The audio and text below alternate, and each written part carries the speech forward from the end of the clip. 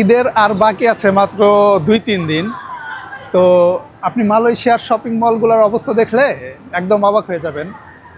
কারণ এখানে ওইরকম কোনো ভিড় নাই শপিং মলে। প্রত্যেকটা শপিং মল, আমি এখন আছি, এটা হচ্ছে কুয়ালালামপুরের অন্যতম একটা বড় শপিং মল। এটা হচ্ছে টাইম স্কোয়ার বলে এটাকে।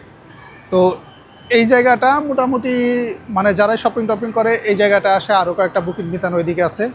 তো এই সমস্ত জায়গায় আর কি শপিং করে। তো আপনি শপিং মলগুলোতে এই মুহূর্তে দেখলে দেখবেন যে পুরো ফাঁকা, কোনো লোকজন নাই, কোনো ভিড়ভাট্টা নাই।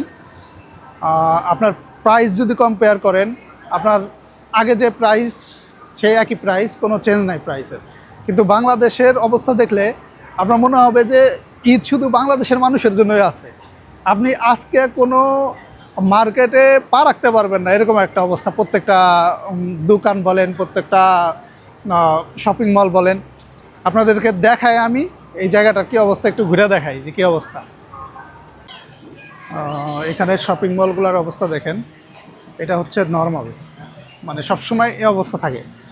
প্রত্যেকটা দোকানে আপনি দেখবেন যে ওরকম কোনো ভিড় নাই, ভিড়ভাট্টা নাই, লোকজন নাই। ঈদের কিন্তু বাকি আছে মাত্র 3 দিন।